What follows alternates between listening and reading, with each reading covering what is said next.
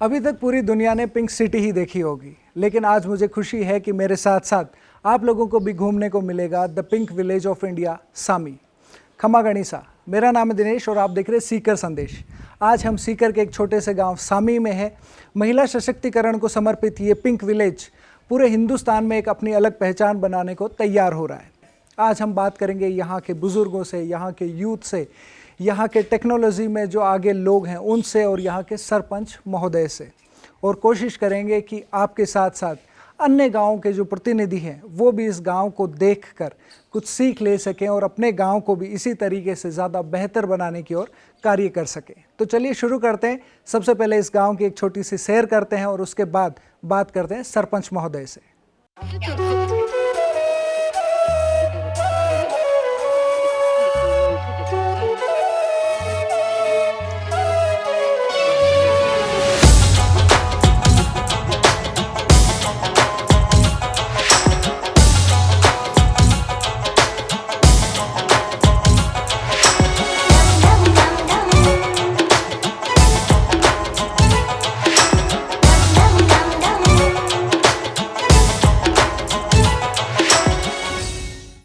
नमस्कार, मैं सुरेंद्र सिंह शेखावत, सामी सरपंच। आपका सामी गांव में पिंक विलेज ऑफ इंडिया के नाम से जाना जाता है। यहां हार्दिक स्वागत करता हूं, अभिनंदन करता हूं।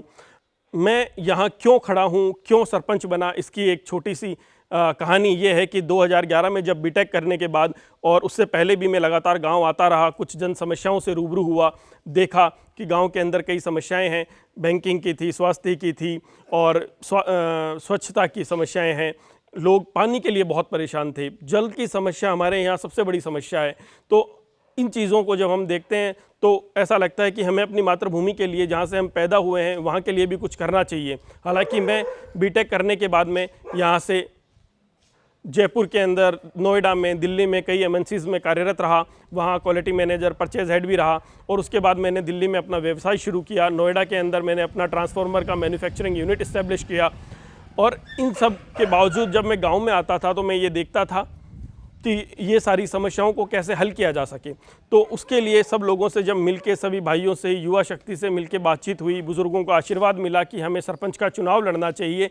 अगर ये सारी चीज़ें ख़त्म करनी है तो एक पद का होना आवश्यक है। तो उस पद के लिए हमने चुनाव लड़ा और ईश्वर की कृपा इतनी रही कि बहुत अच्छे मतों से हम विजय हुए। और उसके बाद में धीरे धीरे अपने जो हमने समस्याएं आइडेंटिफाई कर रखी थी उनको स्टेप बाय स्टेप ख़त्म करने की ओर आगे बढ़ते गए और इसी तरीके से सब मिलकर सहयोग कर रहे हैं और आगे बढ़ रहे हैं। हमारे देश में चुनावों के समय बहुत सारे समीकरण देखे जाते हैं, फिर चाहे वो चुनाव सरपंच का हो चाहे सांसद का। लेकिन आम जनता को सिर्फ एक समीकरण देखना चाहिए और वो समीकरण है गांव की तरक्की का। गांव की तरक्की के बारे में अगर हम बात करें या हम उसके बारे में सोचें भी तो वो तभी संभव हो सकता है जब हम एक शिक्षित उम्मीदवार को या एक शिक्षित व्यक्ति को सरपंच के तौर पर चुने। और सामी ग्राम की यही सबसे खास बात रही कि इन्होंने एक बीटेक किए हुए इंसान को, यानी एक शिक्षित उम्मीदवार को सरपंच के रूप में चुना। 6 अक्टूबर 2020 को जब हमने चुनाव जीत लिया और कार्य को अब धरातल पर लाने की जिम्मेदारी हमारे कंधों पर थी, तो साथियों के सहयोग से, युवाओं के सहयोग से हमने फिर से धरातल पे उतरे और पूरी प्रोजेक्ट जो हमने सोच रखे थे, आइडेंटिफाई कर रखे थे, उन सबको तैयार किया और उसके बाद में धीरे धीरे सिलसिलेवार स्टेप बाय स्टेप उन पे काम करना शुरू किया। इस गांव की सबसे बड़ी समस्या है पानी की समस्या। ये गांव पिछले 12-13 वर्षों से पानी से जूझ रहा है। पीने का पानी यहाँ महीने में मात्र 1 या 2 बार आता है। इतनी बड़ी समस्या को जब हमने देखा, समझा, तो हमने उसे 3 चीज़ों में डिवाइड किया। पहला, हम पानी इंस्टेंटली कहाँ से ला सकते हैं। दूसरा, कैसे इसे स्टोर किया जा सकता है। और तीसरा, हमारे पास जो हमारे पहाड़ी क्षेत्र है या गांव का जो पानी बारिश का इकट्ठा होता है उसको हम कैसे काम में ले सकते हैं। धीरे धीरे इन तीनों चीज़ों पे हमने काम करना शुरू किया। सबसे पहले जो इंस्टेंट वर्किंग हुई वो थी कि गांव के अंदर पहले से जो बोरिंग हो रखे हैं, ट्यूबवेल्स हैं जो बंद पड़े हैं कई वर्षों से, उनको कैसे हम वापस जिंदा कर सकते हैं। उसके लिए हमने मिस्टर राठी एक्शन सिक्कर से बातचीत की और कुछ लोगों से सहयोग किया, बातचीत करी, तो उन्होंने हमें 3 बोरिंग के लिए मान्यता दी और 3 ट्यूबवेल हमने बोर करवाया और उसके अंदर 2 में हमें सफलता मिली।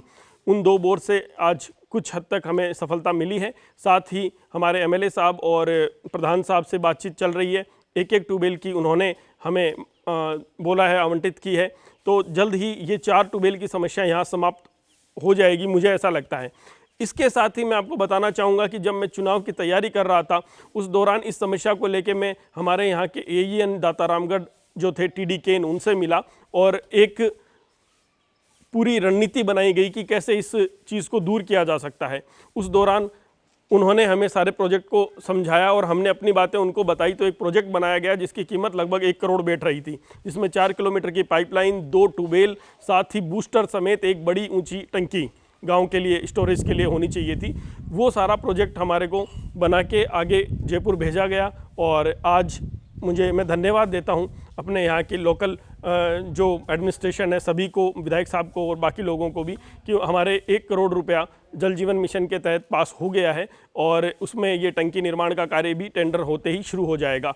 तो कुल मिला के सामी गाँव को ये 6 ट्यूबवेल का अगर उपहार मिल जाता है और जिसमें से लगभग 2 तैयार हो गई हैं, 2 होने वाली हैं और 2 अपनी जल जीवन मिशन वाली 2 हो जाएगी, तो टोटल 6 ट्यूबवेल से अपना काम लगभग काफ़ी हद तक ठीक हो जाएगा। इसके बाद में जल संरक्षण पे आते हैं। उसके लिए मैं गजेंद्र सिंह जी शेखावत से दिल्ली जाकर मिला, जो हमारे माननीय जल मंत्री हैं, और उनके जो इंजीनियर्स हैं उनकी टीम के साथ में दिल्ली का जो एक पूसा कैंपस है, बहुत बड़ी यूनिवर्सिटी है, वहाँ पे जाके उन्होंने मुझे प्रोजेक्ट समझाए कि कैसे हम इसको स्टोर कर सकते हैं बारिश के पानी को। उससे मैंने सीख के गाँव में वापस लौटा और अब पंचायत समिति से कुछ नाले हमने पास करवाए हैं लगभग 9 लाख की कीमत से, जो नाले बारिश के पानी को हमारे गांव के मुख्य तालाब तक ले जाके स्टोर करने में हमारी मदद करेंगे। और वो मॉडल तालाब बहुत जल्द ही शुरू हो जाएगा, तैयार होने वाला है। और इन नालों की मदद से ये बरसाती पानी जो है आगे आने वाले समय में हम पानी पीने के और खेती के कार्य में भी इस्तेमाल कर सकेंगे। इसके साथ ही तीसरा जो मुख्य काम था वो था यहाँ के मेरी टीम को, मेरे लोगों को, मेरे सहयोगियों को इस बारे में एक एक्टिवेट करना, क्योंकि वो लोग इसके बारे में जानते नहीं थे। इसके लिए मैंने अपनी एक टीम बनाई जिसमें मेरे नरेगा के मैट से लेके, मेरे सहयोगियों से लेके और मेरा जो पंचायत का स्टाफ है उनको लेके, इंजीनियर्स को लेके मैं एक दौरे पे निकला। जो सबसे पहले हम पिपलांतरी पहुँचे, उदयपुर राजसमंद में, जिन्हें वहाँ के जो सरपंच है पद्मश्री श्री श्याम जी पालीवाल, उनके सानिध्य में हम वहाँ 2 से 3 दिन रहे। सब कुछ हमने देखा, समझा कि कैसे वहाँ पे सीढ़ीनुमा प्लांटेशन किया गया है, दुनिया भर की स्पीसीज़ वहाँ पौधे लगाए गए हैं, 5 लाख से ज़्यादा पौधे वहाँ लगे हुए हैं। और उन पौधों की बदौलत ही आज वहाँ पे जो 800 फीट पे पानी था वो 80 फीट पे आ गया है। तो ये सब चीज़ें हमने सीखी। उसके बाद लक्ष्मण सिंह जी लापोड़िया, जो जयपुर के नज़दीक एक गाँव है जिसे चोका सिस्टम के अंदर वर्ल्ड में जाना जाता है, वहाँ हमने देखा कि वहाँ पर चोका सिस्टम बना के 9 इंची के खड्डे बना के तालाब और चारागाह भूमि के अंदर एक पानी का कृत्रिम सोर्स पैदा किया जाता है और उससे जो घास जो है वो लगभग 12 मास वहाँ पैदा रहती है, जिससे गांव के जो मवेशी हैं वो इजीली वहाँ पे अपना चर सकते हैं चारागाह भूमि में। तीसरी चीज़ आई कि अब ये स्टोरेज कैसे किया जाए, तो उसके लिए फिर हम चले गए बांसूर के पास में थानागाजी, वाटरमैन ऑफ इंडिया, जल पुरुष ऑफ भारत के जो जल पुरुष के नाम से राजेंद्र सिंह जी को जाना जाता है। राजेंद्र सिंह जी से हमारी पूरी टीम मिली। हमारी जो सुभाष जी हैं और नरेगा के जो हमारे मेट हैं, सारे मेरे साथ थे। हम वहाँ देख के हैरान हो गए कि उन लोगों ने अपने आसपास के क्षेत्रों के अंदर लगभग 60-70 किलोमीटर के क्षेत्र में 3600 से ज़्यादा तालाब बनाए हैं। पहाड़ी क्षेत्र में भी बनाए हैं, चारागाह भूमि में भी बनाए हैं, ताकि पानी को संरक्षित किया जा सके। क्योंकि ये बहता पानी, राजेंद्र सिंह जी का एक बहुत सिंपल सा कहने का उनका एक सेंटेंस था जो मुझे हमेशा याद रहेगा कि अगर आप पानी को सूरज से बचा लेंगे तो पानी हमेशा आपकी मदद करेगा और वो पीने के और अलग कामों में आप ले सकते हैं। हमारा पानी बारिश के बाद बिखर जाता है और सूरज उसे अपनी ऊर्जा से ख़त्म कर देता है, तो इसलिए हमारे पास वो पानी स्टोर नहीं हो पाता। तो नालों के ज़रिए या कैसे भी करके हमें उसे तालाब तक पहुंचाना है। इस तरीके से इन तीनों प्रोजेक्ट्स पे कार्य करते हुए हम लोग आगे बढ़ रहे हैं। कुछ हमें सफलताएं मिली है, कुछ आने वाले समय में एक बार टेंडर्स हो जाएं, टेंडर्स अभी हुए नहीं हैं पंचायत के, तो उसके बाद ये नाले भी बनेंगे और मॉडल तालाब की भी व्यवस्था की जाएगी। और ये सारी सुविधाएं जो है आने वाले समय में आप देखेंगे कि सारे गाँव को लाभान्वित करेंगी ये सारी चीज़ें। गाँव भले ही छोटा हो लेकिन समस्याएं बड़ी विकराल हो सकती हैं, और पेयजल की समस्या तो ऐसी है कि गाँव खाली होते भी देर नहीं लगती।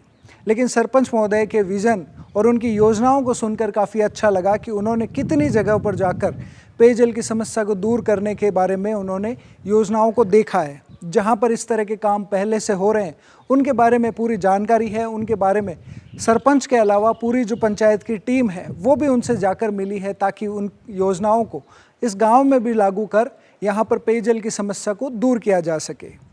समस्या की बात करना आसान होता है, लेकिन उसके लिए समाधान खोजना और समाधान पर कार्य करना बिल्कुल एक अलग बात है, और वही तरक्की की ओर हमें लेकर जाती है। हमने पूरा 5 साल का एक विज़न तैयार किया है। पूरी टीम अपने अपने सबको अपना अपना कार्य दिया गया है। जो हमारी टीम है जो डिजिटलाइजेशन पे कार्य कर रही है वो अलग टीम है, जो हमारे स्वास्थ्य और बाकी चीज़ों पे काम कर रही है वो अलग है, स्वच्छता से संबंधित गांव के जो कार्य हैं उन पे अलग टीम काम कर रही है। जो हमने इस काम को अलग इस तरीके से बांटा है कि धीरे धीरे हम इन चीज़ों को स्टेप बाय स्टेप इन समस्याओं को जड़ से ख़त्म कर दें और अगले 5 साल के अंदर गांव के अंदर जो भी समस्याएं हैं उनका निदान हो सके। क्योंकि गांव वालों ने मुझ पर बहुत भरोसा किया है और लगभग आप अचंभा करेंगे 92% वोटिंग इस गांव की मुझे अकेले को मिली है। तो ये एक बहुत बड़ी चीज़ है कि अगर 100 में से 92 लोग अगर आपको सपोर्ट करते हैं तो आपकी जिम्मेदारियां बहुत बढ़ जाती हैं।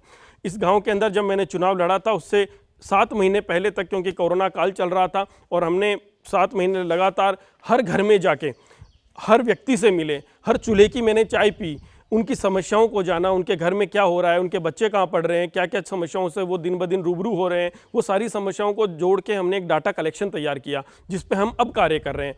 वो एक चीज़ें अब हमारे सामने आ रही है। जैसे बैंकिंग की समस्या हमारे सामने है।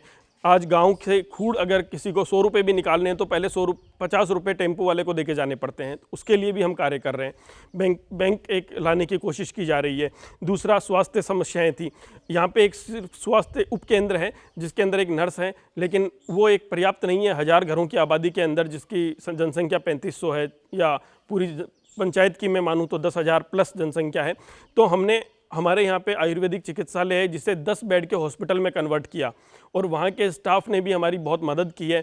उसके अलावा हमारी जो लोकल बॉडीज़ हैं यहाँ पे और भी जो जीएनएम हैं, डॉक्टर्स हैं, कंपाउंडर्स हैं, उनकी मदद ली। उन्होंने सबने बहुत सहयोग किया और आज गांव जो है एक उस समस्या को पीछे छोड़ चुका है। कोरोना काल के अंदर कलेक्टर साहब ने भी और बाकी लोगों ने भी, जो अधिकारी हैं, उन्होंने हमारी बड़ी तारीफ़ की है और बहुत अच्छा है कि ईश्वर की कृपा से हमारे गांव के अंदर कोई बड़ी अनहोनी किसी तरह की इस कोरोना काल में नहीं हुई। और इसी के साथ साथ आगे आने वाले समय में हमारे जो प्लान्स हैं, चाहे वो शिक्षा से संबंधित हैं, डिजिटलाइजेशन से संबंधित हैं, ये सारे प्लान्स हमारे फ्यूचर प्लान्स बहुत जल्दी एक एक करके हम इनको आगे बढ़ा रहे हैं। डिजिटलाइजेशन के अंदर पहल करते हुए हमने गांव के अंदर कंप्यूटर लैब्स ऑलरेडी इस्टेब्लिश कर दी है। उसके साथ ही महिलाएं जो सिलाई सीखना चाहती हैं उनके लिए सिलाई केंद्र खुलवाए हैं। जो बच्चे खूड़, सीकर और लोसल जाके लाइब्रेरी का चार्जेस 500-1000 रुपये देके पढ़ाई करते थे, उनके लिए हमने गांव में निःशुल्क लाइब्रेरी खुलवाई है। और ये सब चीज़ें धीरे धीरे उनके अंदर जागरूकता ला रही हैं और आने वाले समय में महिला शक्ति, खास तौर पे जो मेरा एक मोटिव है कि गांव की बच्चियां, मेरी बहनें, मेरी माताएं आगे बढ़ें और अपना एक मुकाम हासिल करें, एक आइडेंटिफाई खुद हों वो अपने जीवन में। ये इसी सोच के साथ हमने इस पूरे गांव को, जो मेरे युवा साथी हैं, उन्होंने एक ग्रुप बनाया, हेल्पिंग हैंड्स, मदद के हाथ ग्रुप। ये मदद के हाथ ग्रुप की सहायता से गांव के अंदर अन्य कार्य हो रहे हैं। सिलाई मशीन्स महिलाओं को दी जा रही है ताकि वो अपनी एक्सपर्टीज़ जो है सिलाई की, उसके ज़रिए 2 रुपये की इनकम कर सकें। उसके साथ विधवाओं की पेंशन होना या मदद करना, ये सारा कार्य इस मदद के हाथ के ग्रुप के द्वारा किया जा रहा है। ये एक एनजीओ के तौर पे हम सारे भाई मिलकर, युवा साथी मिलकर इसमें काम कर रहे हैं। इसी के साथ ये जो अब मेरे पीछे देख रहे हैं पिंक कलर जो आप देख रहे हैं, ये पिंक विलेज ऑफ इंडिया एक कॉन्सेप्ट है। जब मैं 2009-10 के अंदर अपने फाइनल ईयर में था, उस समय हमारे कॉलेज के अंदर पिंक क्लब हुआ करता था गर्ल्स का, जो स्पेशली सोशल कॉजेज़ में बहुत आगे रहती थी। वहीं से मुझे ये प्रेरणा मिली और जब मैंने अपने युवा साथियों को इसके बारे में बताया तो उन सब ने इस कॉन्सेप्ट को स्वीकार किया, अच्छा माना और धीरे धीरे हम अब इस पूरे गांव को पिंक विलेज ऑफ इंडिया के नाम से ख्याति प्राप्त राष्ट्रीय स्तर पर करवाने जा रहे हैं। धीरे धीरे सभी लोगों को आज ये जनचेतना हो रही है कि पिंक सिटी तो जयपुर है, लेकिन पिंक विलेज अगर कहीं लिख के आप गूगल पे सर्च करेंगे तो वो सामी लिखा हुआ आता है। ये हमारी एक छोटी सी उपलब्धि है। आने वाले समय में मेरे गांव की महिलाओं और बहनों के लिए हम छोटे छोटे कॉन्सेप्ट्स तैयार कर रहे हैं, जिसके अंदर उनके रोजगार के लिए बहुत सारी चीज़ें आ रही है। जैसे 5 बहनें महिलाएँ मिलकर अगर चाहें तो सहकारी समिति से या राष्ट्रीयकृत बैंकों से लोन ले सकती हैं, अपने भैंस पालन, गाय पालन करके डेयरी उद्योग स्थापित कर रही हैं। हमारे गांव में ही अगरबत्ती उद्योग एक हमारे कुमावत भाई हैं उन्होंने शुरू किया है, उससे वो अच्छी इनकम कर रहे हैं। नौकरी दिलाने से बढ़िया है आप किसी को मालिक बनाएं, अपना स्वरोजगार करें। इसी के बिहाफ पे हमने सामी का एक पूरा प्रारूप जो निकाला है, SAMI, स्व आत्मनिर्भर मिशन ऑफ इंडिया। ये स्व आत्मनिर्भर मिशन ऑफ इंडिया जो है ये महिलाओं को अग्रणी बनाता है, अपने आप में आगे बढ़ने की प्रेरणा देता है। और आने वाले समय में मेरा ये मानना है कि सामी गांव की महिलाएं आने वाले समय में आपको राष्ट्रीय स्तर पे बड़े बड़े पदों पर और बिजनेस में बहुत आगे बढ़ती हुई दिखाई देंगी। ये मेरी सोच है और इसी पूरे विज़न के साथ हमारे गांव के सभी युवा साथी आगे बढ़ रहे हैं। तो हमें बहुत ही अच्छा लगा यहाँ के लोगों के, यहाँ के सरपंच महोदय के विचार जानकर, और गांव को किस तरीके से ज़्यादा बेहतर बनाया जा सकता है इसके उनके प्रयास देखकर भी। और मैं आपको साथ ही ये भी बता दूं कि यहाँ का यूथ है, यहाँ के बुज़ुर्ग हैं, यहाँ के महिलाएं हैं, सभी मिलकर अपने गांव को अलग एक दिशा में ले जाकर स्थापित करने के मूड में हैं।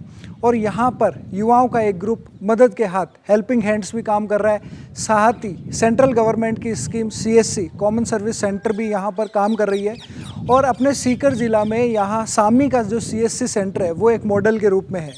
और अगले वीडियो में हम आपको बताएंगे कि किस तरीके से CSC सामी ने बहुत अच्छे तरीके से काम किया है, बहुत सारी सरकारी योजनाओं का लाभ यहाँ के निवासियों को दिया है, और किस तरीके से अपने आप में CSC सामी एक मॉडल बनकर उभरा है।